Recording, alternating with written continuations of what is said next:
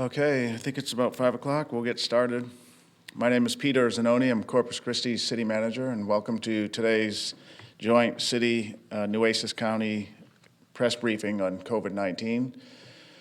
I will be presenting today first, and following me will be Annette Rodriguez, our Health Director. She's going to give us an update on the drive-through collection site that the City County administered this morning. Following Annette Rodriguez, we'll have County Judge Barbara Canales speak today. She's going to talk to us about some of the rapid testing devices that we should be getting, that we do have here, that we got, and efforts to get even more here. And she'll also talk about any order updates, as well as other issues pertaining to the entire county. And then Mayor Joe McComb will conclude our press briefing, giving you an update on his work with Texas mayors, working with the Texas delegation for financial assistance for cities, and then some initial thoughts on any reopening type of efforts that are happening statewide that we may follow here in the city.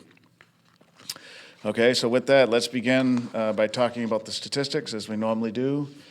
And every day at 4 o'clock, we look at what has happened in the past 24 hours to see if any new cases, persons that have recovered, persons that are in the hospital, and so on. I'll explain this graph here in a moment, but let me just start by our customary way of starting, identifying any new cases. So since yesterday at 4 o'clock, we have confirmed 4 additional cases for Nueces County. So yesterday at 4, we had 83 cases. With the 4 new today, that brings us to 87 since the beginning of counting these cases in our county, for a total of 87. We still have 0 deaths in Nueces County, and of those 4 new cases, 2 were male persons and 2 were female, so it's still a pretty close distribution, 52% male, 48% of all the cases are female. And then in our age group, we have 9 different age groups that we have been tracking the confirmed cases. When you look at the youngest and the oldest, or the eldest, the 7 brackets in between pretty much has the majority of the cases. And those 7 brackets have a 10-year span, so 20 to 29, 30 to 39, and so on, all the way up to 79. There's about 14 persons in each of those age brackets. When you look at 7 age groups from 20 to 80. It's a pretty even distribution, and so the point there is the COVID-19 virus doesn't discriminate on age. It can attack anybody of any age. And then then testing is something that's important to us in the community, and we know there's been a lot of dialogue about it, and part of our communication today we'll be talking about that, of how we're constrained by certain testing components, and that we're reliant on the state and federal government. And we can only analyze tests with the materials that we have. And as those run out, if we don't get new supplies, then we're in trouble. So, but having said that, today we did have Annette Rodriguez, our Director of Health, will talk about that. We had a drive-through testing site. And after the swabs were taken from the patients in the lab, our labs, we were able to analyze 39 of those. And then also today, the hospitals reported a cumulative days of testing that they've done since Easter weekend. They reported 75 additional tests have been submitted to commercial labs to analyze if somebody had COVID-19 or not. So what that means in total then is we're just under 1,300 tests analyzed in laboratories, whether it's our laboratory or a commercial laboratory within the county.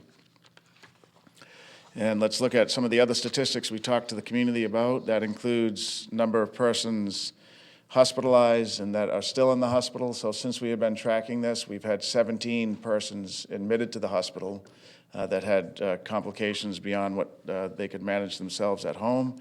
But today, we only have 3 that remain in the hospital.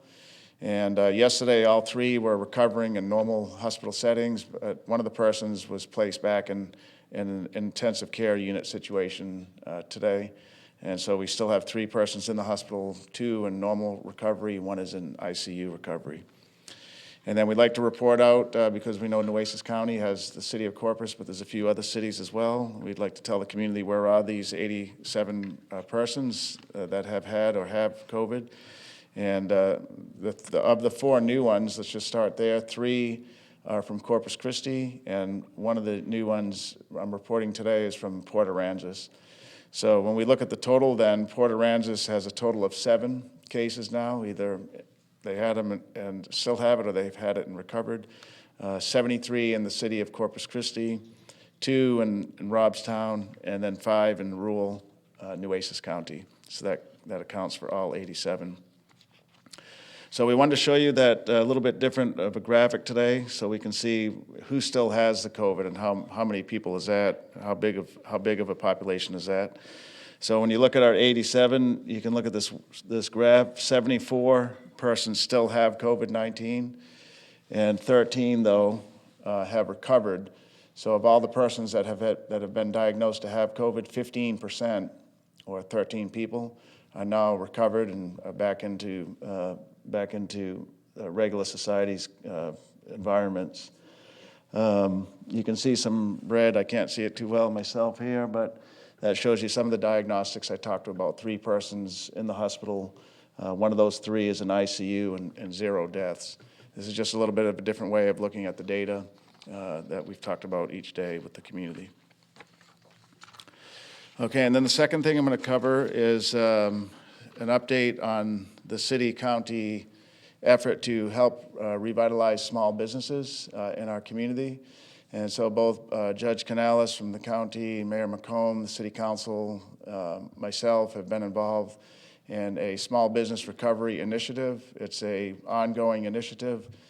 In fact, today we had another conference call with close to 25 to 30 stakeholders. It includes Judge Barbara Canales, myself, Councilwoman Guajardo, Councilman Barrera, and many of the professionals in the business like Ian Vasey from our Economic Development Corporation. And we're meeting to continue to strategize and develop real meaningful programs for small business owners out there. And today, I want to report on a program City Council approved a week ago Tuesday, and that was $1.7 million in zero interest loans with no payment for 4 months to small businesses that have had an impact because of COVID-19. And that means that their revenues have to have a demonstrated loss of revenue of 15% since March 1. And for definitional terms, a small business is one that generates about 1.5 million in sales each year. So that program was approved last Tuesday by Mayor and City Council, and the program became active this Monday, so just 4 days ago. Our program administrator is the Lift Fund Incorporated, and the city's had a relationship with them for over 15 years. But since Monday, Lift Fund has had over 200 applications, right? We expected to be able to fund about 80. So you can see there's great demand, over 200 applications. There's 1.7 million available, but the loan application amounts total over 3.5 million. And so you can see there's great demand. We knew that would be the case, but what I wanted to report is that Lift Fund and the process is working great. We said we would have our application online on Monday, and we did. And we also said we'd be quick. And so since Monday, those 80 some odd applications are in. 5 are close. 5 were along the process very well. In fact, 1 closed today on the loan, and then 4 are close to being finalized. And so that one first small business 4 days into the program opening will be funded tomorrow with their loan request, which is great, right? That's a real fast turnaround. Within a week, or actually within less than a week, we closed on that loan. They'll be funded tomorrow, and it'll help them continue their business. These are small businesses that provide vital services to our community.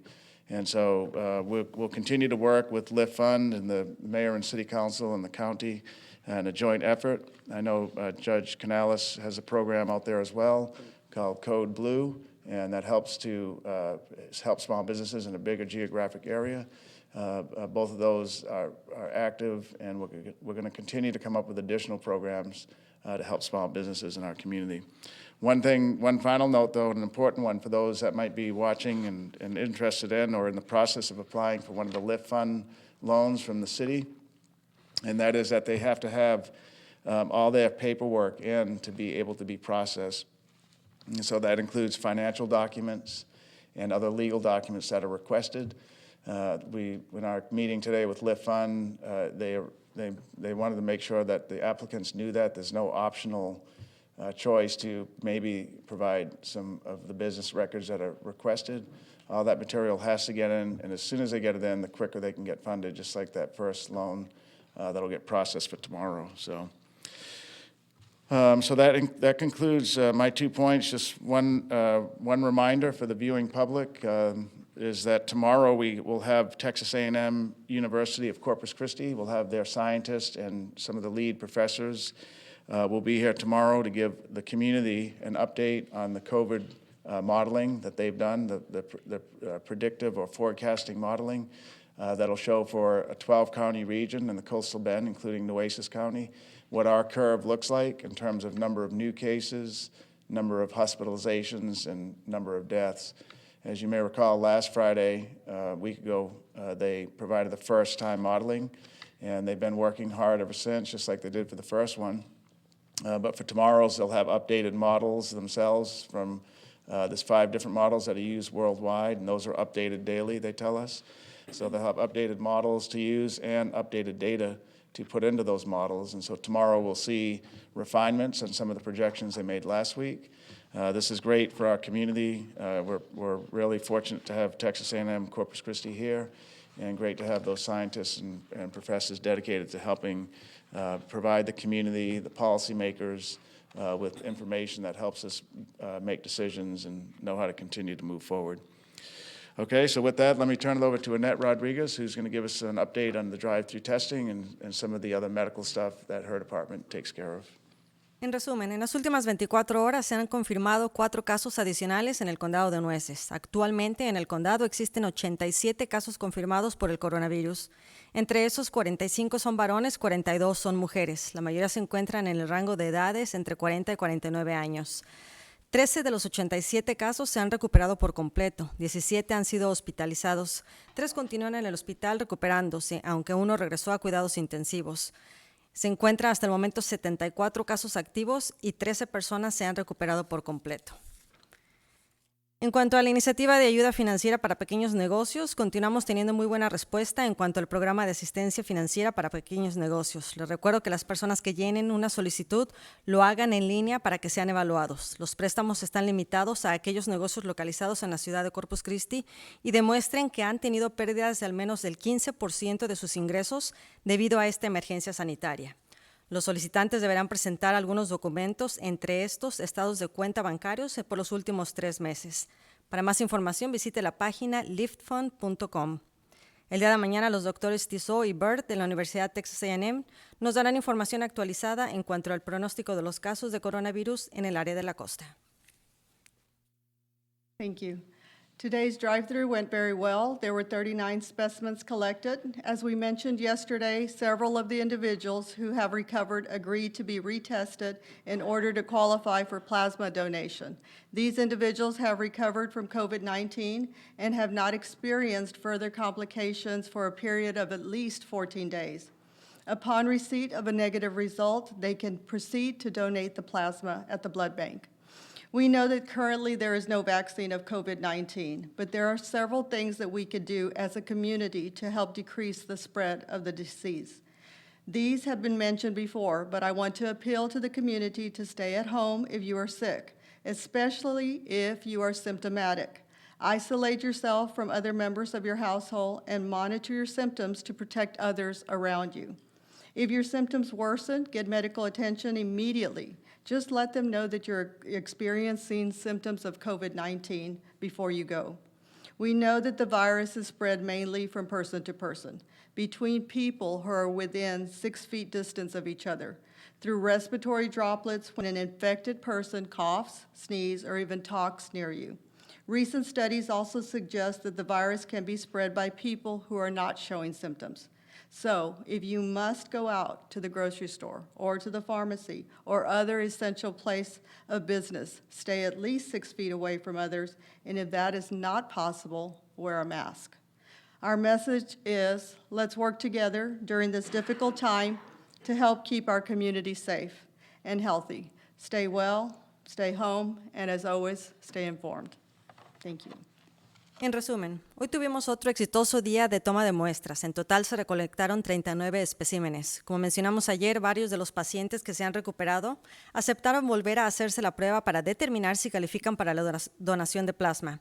Estas personas se han recuperado del coronavirus y no han experimentado más complicaciones durante un periodo de 14 días. Al recibir un resultado negativo de la prueba, pueden proceder a donar su plasma. Sabemos que actualmente no existe una vacuna en contra del coronavirus 19, pero hay varias cosas que podemos hacer como comunidad para ayudar a disminuir la propagación de esta enfermedad. Continúe en casa si está enfermo, especialmente si tiene síntomas. Manténgase aislado de otros miembros de su hogar y controle sus síntomas para proteger a los que lo rodean. Si sus síntomas empeoran, busque atención médica de inmediato. Asegúrese de informar que tiene síntomas del coronavirus. Sabemos que el virus se transmite principalmente de persona a persona, entre personas que se encuentran a una distancia menor de 6 pies, a través de secreciones respiratorias producidas cuando una persona infectada tose, estornuda o incluso habla cerca de usted. Estudios recientes también sugieren que el virus puede propagarse por personas que no muestran síntomas. Por lo tanto, si debe de ir a la tienda de comestibles, farmacia u otro lugar de negocios esencial, manténgase al menos 6 pies de distancia de los demás. Y si eso no es posible, use un cubrebocas. Good afternoon, everybody. Barbara Canales, Nueces County Judge, and this afternoon I'm going to concentrate on one theme, and that's testing. And I want to address this issue because I think it's probably one of the issues that we can all agree on, no matter who we are, no matter where we come from in this country, no matter even what we believe. We all know that testing is very important. And so the bottom line is that I, as Nueces County Judge and as the emergency manager of the county, I want you to know that our goal is to do more testing. And I'm doing everything in my power to get the resources we need to do more testing. The problem is that the entire country wants to do more, and in fact, the entire state wants to do more. I was just reading just a little bit about the statistics in Texas, and it's no secret that statewide, at least as of maybe a day ago, we were about 100,000 people in Texas that had been tested. This is a very low statistical amount per 10,000 people. In fact, Harris County has about, I would say, 27 per every 10,000 people that are tested. And we have a very low rate of about 4 people for every 10,000 that have been tested. It's a very small amount.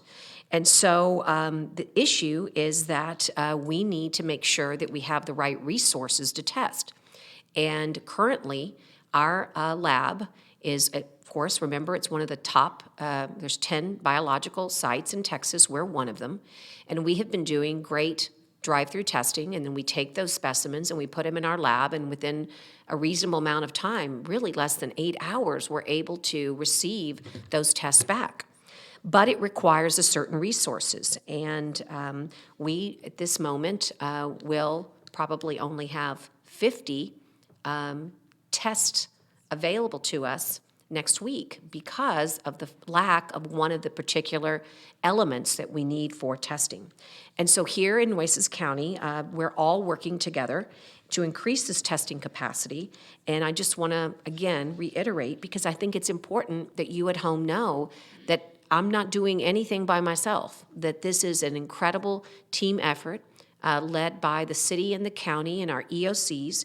And today we were joined in that effort by other political jurisdictions, namely the Port of Corpus Christi and the RTA, the United Chamber of Commerce, South Texas Military Task Force, all of whom sent letters jointly to ask Abbott Laboratories to be able to secure procurement of their new ID Now rapid tester. Now, you heard mention earlier that Corpus Christi, because of the fact we're a test site, we have received our very first ID Now COVID-19 Abbott Lab rapid test device, and with the appropriate resources. And this arrived yesterday evening, and it's an incredibly efficient machine. It's very small, and you can test one at a time, each specimen. But the specimen, I believe, and I know Annette's here somewhere, so she'll give me the clue that I'm saying it correctly, but it takes about 5 minutes for a positive, but about 13 minutes for a negative. So, of course, we don't want a lot of positives, so you could, on average, imagine that that turnaround is about, on average, 20 minutes. Takes a little time to load out and load in. And so if you do the math, you're looking at about, roughly 6 tests every 2 hours. And these lab specimens can only be used 2 hours at a time. So it makes it for an amazing device, but not so great on the efficiency for time. And you're going to have a few of those devices. But we love the opportunity that the state of Texas has given to us and entrusted to us. And I think it's really very important.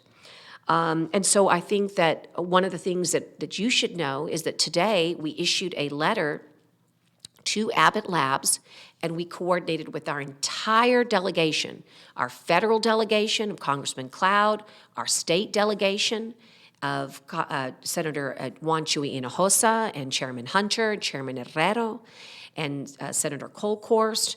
And it's just an incredible effort that's being made on our behalf. I have asked for their help to help secure the resources that the City County Health Department needs so that we continue to do our own testing. Now, let me give you some relief. What happens if next week we run out? Are we going to stop testing? No, we're not going to stop testing.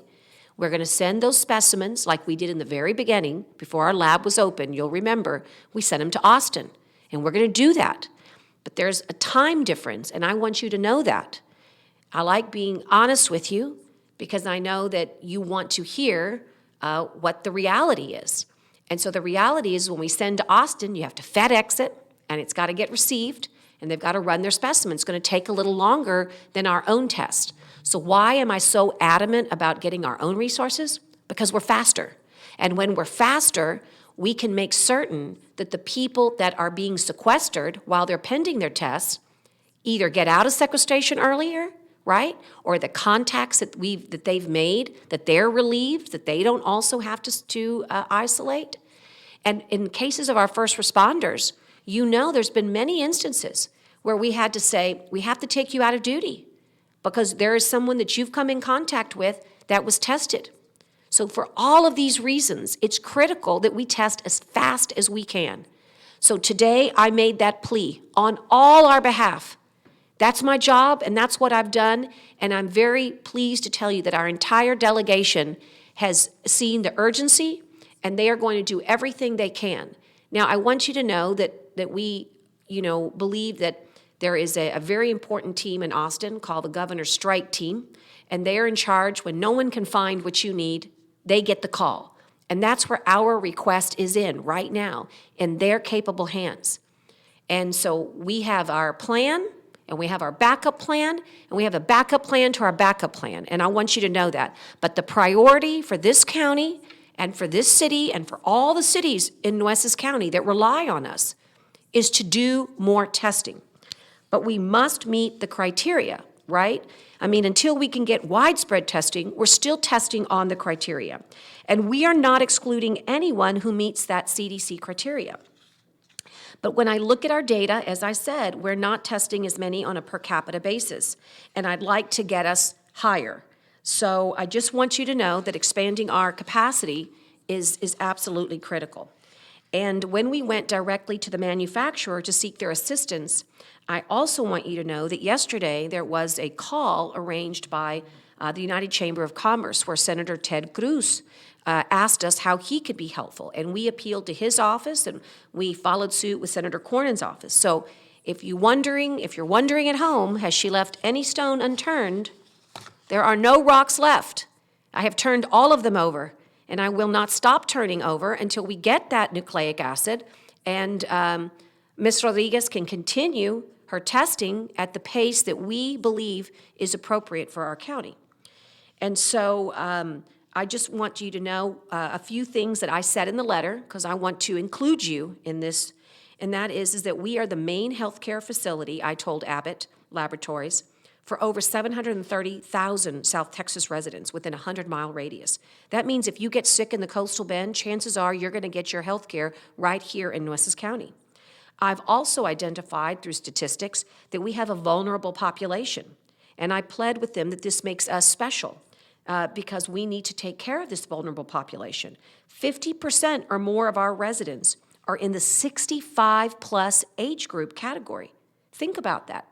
Now, skew that to the state of Texas. That's 18.6% versus the state average of 12.6%. That matters. The other thing that matters is that we have an overall very high rate of diabetes, and this is something that's important. You want to know why our test facility is important to stand up and continue standing, as opposed to the private labs, is that 19% of our folks are uninsured. So we have a role to play, and it's a very important role. So for these reasons, I believe our vulnerable population makes us an important location to keep serving in the greatest amount of testing possible. I made other comments about the fact that we are a critical infrastructure corridor. We talk about critical infrastructure a lot, haven't we, during our open, our stay-at-home orders. But we haven't addressed the fact that what is vital to this nation happens right here in Nueces County and right here in the Coastal Bend. So I believe that if we get more rapid testing machines, the new technology can be a game changer, and we will know how to put it to good use. We have proven tremendous competence in our lab. We've proven leadership in our health department, and there's only so much we can do with this scarcity. And so we want and we must do more for our community. And finally, I believe that we've probably said it more and more, but I believe that we will pay great dividends back to the state of Texas if they will entrust us with more machines. But I'm grateful to Tatum and to Dishes and to the leadership for sending us the one machine. And as I said, the fact that we are pursuing 10 more is because I believe that that's what's required for the population. It's required for our critical infrastructure workers, and it's absolutely needed in our community where we are disproportionate in our number of testing. Together, we are going to get the resources that we need to expand this capacity, and I am absolutely dedicated to this endeavor. So I will stick around to make sure that you don't have any questions about this new opportunity that comes to our community with rapid testing and the challenge that our community is facing with the lack of resources on our traditional method of testing in our biological lab. And as I said, maybe at our next time we gather, I'm going to have a wonderful picture so that you can see. Well, you see, I say it and it comes. There it is. That is the machine. And it's an amazing little machine because of its size. It's about the size of a toaster. But again, it's limited. All things good, all roses have their thorns. The thorn for me on this machine is that it's one at a time. And the lab specimens can only be for 2 hours. And so it's a completely different ball game. Remember, we can test 21 at a time. So it's a very different mechanism, but we believe that this is where we're headed. So we just need more of them, and we need the capability of getting these to a greater population. But make no mistake, if you are experiencing those symptoms, I want to urge you again, you need to call 826-7200. And you need to explain what the symptoms are. And if you have a tremendous difficulty in breathing, you need to call 911. And you need to make sure that you get the help that you need. We want that for you. And we're going to do everything in our power to get you that test that you need if you meet that criteria. And that criteria is not necessarily changing all the time, but you help us define the data. This is a new disease, a new virus. And your data, believe it or not, is helping us understand it. So I wish you all the very best today on this Thursday. And it seems like I wake up and it's morning and I blink and it's the evening. And it's because we're working so hard. And I'm so grateful to the colleagues that are equally dedicated. So today, my hat goes off to you, Senator Hinojosa, to you, Chairman Abel Herrero, to you, Chairman Todd Hunter, and to Senator Kolkhorst and our federal delegation as well, Congressman Michael Cloud. Thank you for hearing our plea, and I know with your help, you will do everything possible to get us what we need. Thank you. En resumen, en cuanto a la toma de muestras para determinar la presencia del virus, nuestra meta es poder realizar más pruebas, aunque esta es la meta de todas las ciudades en la nación. El problema es que no contamos con todos los recursos para realizar todas las pruebas que nos gustaría. En el condado queremos incrementar el número de pruebas y toma un gran esfuerzo entre varias entidades. Hemos enviado cartas a los laboratorios Abbott para conseguir equipo y obtener una máquina para realizar el rapid test. Los resultados positivos se reciben en 5 minutos y los negativos en 13 minutos. Hoy enviamos otra carta a los laboratorios Abbott mediante una delegación del área para que nos ayuden y recibamos más equipo. Si se nos acaban los recursos para llevar a cabo las pruebas a nivel local, lo vamos a hacer enviando las tomas a Austin, aunque los resultados van a tardar un poco más en llegar. La prioridad de nuestro condado es hacer más pruebas para aquellas personas que cuentan con los requisitos. El senador Ted Cruz también nos ofreció su apoyo, seguido por el senador John Cornyn. Parte de la carta también indica información sobre nuestra población y el número de gente a la que atendemos en el área de la costa. En total, buscamos obtener 10 máquinas adicionales por parte de los laboratorios Abbott. Well, thank you. Well, we seem to be picking up momentum in terms of trying to get our hands around this, and I think the judge and the city manager and the medical staff are continuing to do great work on a daily basis and a nightly basis. I'm not sure they know the difference between night and day in the last couple of weeks, so they just all kind of run together. But I wanted to give you some additional input into what we've been doing on the state level with our mayors and working with the governor and others. We've had several conference calls with what we call the big city mayors, talking about ideas, what we can do to bring our cities back to what the new normal is going to be. There seems to be, at least from a psychological standpoint, everybody's been focused on this April the 30th date. And I think that's what the governor and the president have been focused on. I don't know. I think we're still waiting to see what's going to happen and transpire there. But we have been meeting with the big city mayors on multiple occasions, and we've joined forces with them to address some issues that have come down through this. We sent a letter out yesterday. 111 cities sent this to all the Texas delegation in Congress, asking them to look at the CARES Act, because the CARES Act that provided a tremendous amount of funding to help local communities over 500,000 had direct dispersion from the federal government to those cities. And if you did not meet the 500,000 population threshold, then it comes down in the form of a grant to the state of Texas, and then the state of Texas designs a plan to get it out, and several of us were interested in what the plan is to how they're going to get that money dispersed throughout the state of Texas. And then some on the conference call indicated a concern that if the law stipulated that the state must distribute that to the cities and counties, or they may distribute it to the state, to the counties and the cities. Because if it's a may, the state may very well decide that they've put out a lot of money up front trying to help us in the counties and the cities, and they may feel like that they want to use this money for reimbursement as opposed to distribution. So we want to get some clarification on that. And on the conference call that the judge referenced with Senator Cruz, that was one of the issues that we brought up yesterday, was trying to get some clarification. Hopefully in the fourth bill that comes out for funding, that could be cleared up, because we explained to them, and I think the judge addressed this also, that Corpus Christi is the medical hub for really this region. And while we don't meet the 500,000 population in Nueces County, when you put the area in that we serve, that throws us up to about 750,000. And so we're the only trauma unit south of San Antonio. We've got a children's hospital here. And so we feel like that if they can't break that, then give us an opportunity for the area they serve, as opposed, maybe it's the COG area and not just the boundaries of the county. So we're looking at that.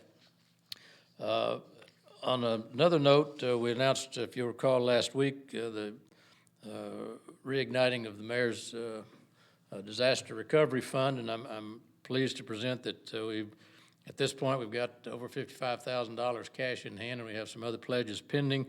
And I'd just like to say thank you to those quickly, because we really depend, this is all private sector, either individuals or corporations or companies. There's no tax money in it. The Earl C. Sams Foundation, the Blanche Davis Moore Foundation, Fulton Construction, Talon Energy, Will and Jen Vaught, Lee Jordan, Carlos Gomez, Maricela Rodriguez, Jesus and Diana Contreras, David and Karen Salem, Ann and David Engel. And then we had one anonymous donation of $25,000. And this is local folks giving to help other local folks, and it's going to local charities that help other folks. And so it's really been a blessing, and it's appreciated, and I just want to say thank you so much for the community's response. Now, just so there's no confusion, I've been in touch with Committee Chairman Hunter, and he's talked to our Senator Hinojosa, because this was a bill that was passed by Senator Hinojosa, but with everything going around, sometimes the legislation and the activities come into conflict, and I think we may find more tomorrow, and that's what we're going to wait for. But Senator Hinojosa, which passed a great bill a few years ago that allowed a state tax-free holiday early in the year to go out and get prepared for emergencies like hurricanes, to allow folks to go out and buy the supplies and things they need. That's coming up on April the 25th and the 27th. And it's encouraging you to go out and buy all these supplies. Well, the problem they've got there is that's a legislative statute date, and didn't anticipate the governor telling you don't get out and stay home and roam. And so depending on what the governor says tomorrow in his press conference, we'll see what happens there. But the thing that concerns me in this announcement, I have no quarrel with the law. I think it's a great law, and appreciate Senator Hinojosa. But in this, the comptroller is encouraging people possibly to go online and purchase the equipment they need. That goes contrary to what I believe, and we need to buy and spend money at home. So if you're going to go buy any equipment, at least spend your money locally. Don't go online. They're killing small and medium cities. It's online business, and every opportunity we have is to spend money with our local merchants. It's what we ought to be doing. The sales tax issue is not an issue, whether they collect it or don't collect it, because it's a holiday. So it doesn't matter. But if you go online, you're taking money out of the pockets of local merchants that could meet your needs just as well as somebody online. So I would encourage you to do that and see what if you can meet that need. If the governor's conference tomorrow, he's having a press conference at noon, kind of laying out his plan, and this was the way it was described yesterday, or is about the governor says he's got a noon press conference, and then we have a mayors and judges, all the county judges and the mayors are invited to a conference call with the governor at 3 o'clock. He'll probably go into more detail than what he does at noon. But a spokesman said, this is not going to be a rush the gates, everybody is able to suddenly reopen at once. Abbott said in a news conference Monday, he said, we have to understand that we must reopen in a way in which we were able to stimulate the economy while at the very same time ensuring that we contain the spread of COVID-19. And these discussions have been taking place within the local community as well as our mayor's conference calls that we have to see how we can do that and accomplish our goal. And that was one of the other things that we discussed with Senator Cruz yesterday. They basically said the natives are getting restless, and a cookie-cutter approach doesn't work across the country. In Corpus Christi, for instance, Nueces County, we've got about 645 people per square mile. In New York City, they got 28,000 people per square mile. So we've got a little more room to practice our distancing. And so maybe we don't have to wait as long as New York. And so we're hoping we'll have that discussion. I was handed this. I haven't had a chance to look at it as I was coming in. The president evidently laid out his plan earlier today. So that'll be taken into consideration, I'm sure, by the governor. And what he says tomorrow and what he says at that 3 o'clock meeting, I think will have a great bearing on what the judge and I and Peter and the rest that are in these discussions have in terms of potentially trying to find an exit strategy. But the number one decision is going to be what's in the best interest of the safety and health of the community. But at the same time, we don't want to bankrupt a community if we can get our people back to work and get people back to generating revenue for their families and keeping them safe and at the same time. And I think we can do it. we're a smart bunch of people. And so people are working all the time in different directions, but we're trying to achieve the same goal, and we appreciate that. And everyone that I run across so far in this whole process, the last, some people say last couple of weeks, seems like a couple of years we've been doing this, but we're going to make it, and we're going to come out better and stronger for it. We've learned a lot, and I think you're going to see some dynamic changes in the way we conduct business in the future, in terms of we've learned how to work by distance and online. That's going to have an impact on a lot of businesses and companies, but those are all discussions that will be had later. But thank you for giving the time today. We want to keep you informed, and probably tomorrow afternoon we'll have a whole lot better idea of where we're going as we march forward to April 30th, depending on what the governor says as a result of what the president's plan was laid out, and then what the county judge and the rest of us kind of get together and brainstorm and see how our best way to move forward toward this exit strategy. But hang in there with us. There's nobody wants this over quicker than the judge and myself, the city manager, and all the medical people. So the quicker, the better. But we want to be safe when we do it, and we don't want to do it prematurely. So thank you, and I guess Peter will come back, or we'll open it up for questions if anyone has any. Did you have any closing comments, Peter? You just want to ask anybody? Okay. Thank you. En resumen, en cuanto a la llamada con alcaldes de varias ciudades, quiero darles un previo de mi llamada semanal que tengo mañana con el grupo de alcaldes de varias ciudades. Esta semana discutiremos y compartiremos ideas sobre cómo nuestras ciudades se están acercando a la reapertura de negocios. Necesitamos planificar y trabajar con nuestras comunidades para que cuando lleguemos a ese punto de comenzar a reabrir estemos preparados. Ayer me uní a un grupo de 111 alcaldes de Texas para la firma de una carta dirigida a la delegación del Congreso de Texas para obtener asistencia financiera para nuestras ciudades. Corpus Christi quedó excluido de la primera ronda de financiación, la cual daba asistencia a ciudades con poblaciones mayores al 500,000 de personas. Solicitamos dirigir la próxima ronda de fondos de alivio del coronavirus para continuar con los negocios de la ciudad, lo que ayudaría a mantener nuestros proyectos en marcha y un apoyo continuo para nuestros negocios locales. El viernes pasado establecí el Fondo de Recuperación de la Alcaldía. Ese mismo día comenzaron las generosas donaciones. Ya hemos recibido más de $55,000. El fondo ha recibido donaciones de fundaciones y negociantes. Si usted está interesado en realizar una donación, puede hacerlo a www.cbcfoundation.org. Vaya al área donde dice Mayor's Disaster Recovery Fund para hacer su donación. En cuanto a la conferencia de prensa de la oficina del gobernador, mañana el gobernador realizará una conferencia de prensa al mediodía para comenzar a exponer cómo Texas comienza a retomar sus negocios y reinicia la reestimulación de la economía. Ahí tendremos información detallada en cuanto al fin de semana libre de impuestos, en donde se podrá obtener artículos varios. Esperemos tener más detalles el día de mañana. Okay, great. Thank you for that translation. I just have 3 other quick announcements, and then we'll be ready for any questions from the media. So through this whole ordeal, as the mayor said, we have a great community, and that has become more than evident. We've had a lot of persons donate time, material, energy to help those that are working extensively to help keep the community safe.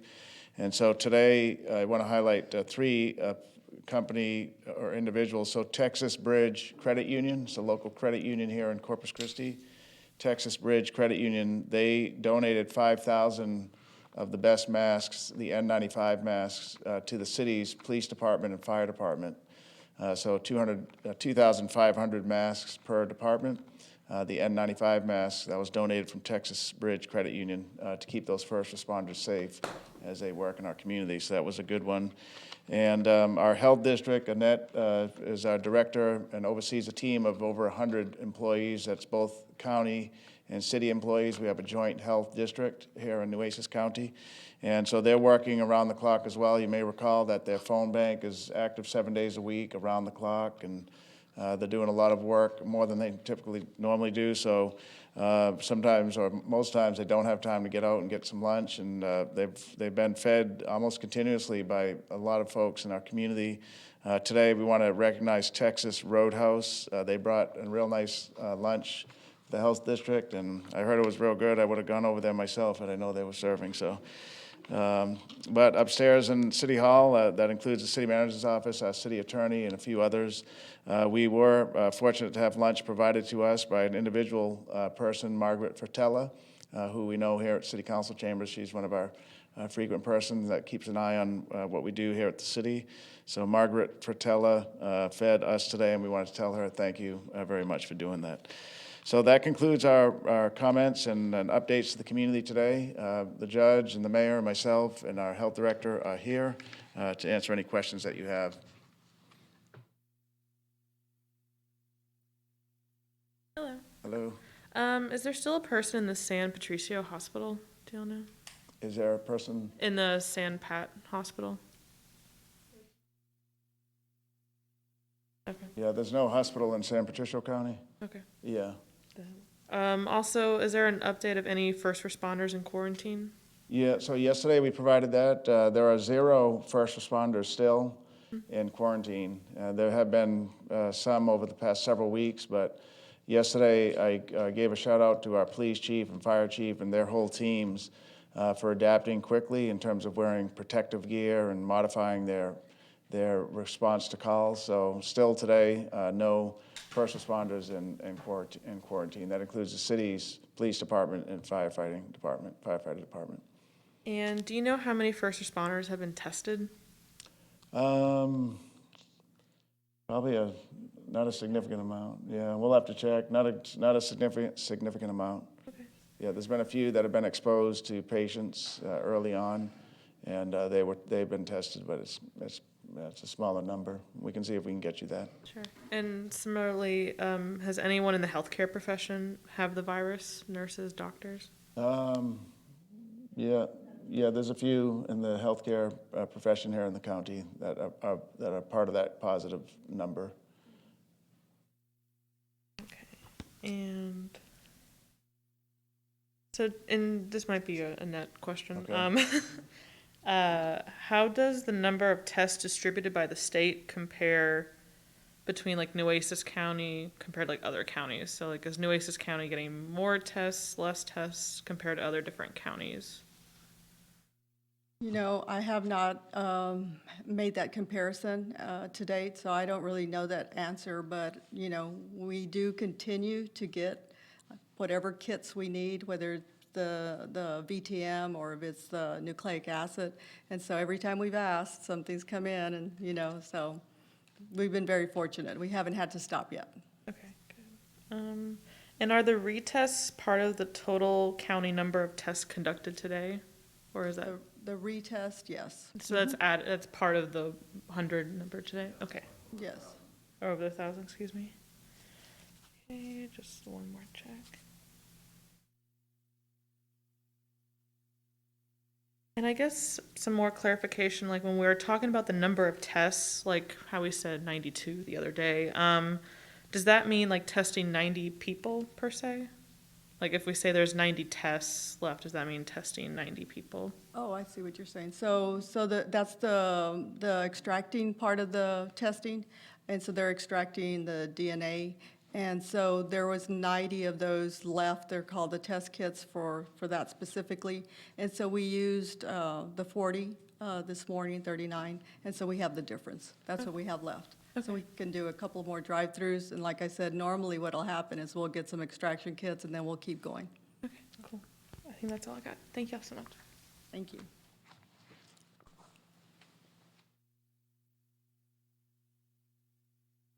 Any other questions? Okay, good. Well, we want to remind those that are still watching tomorrow to tune in at 5 because we'll have Texas A&M Corpus Christi with some updated projections for our region. Thank you.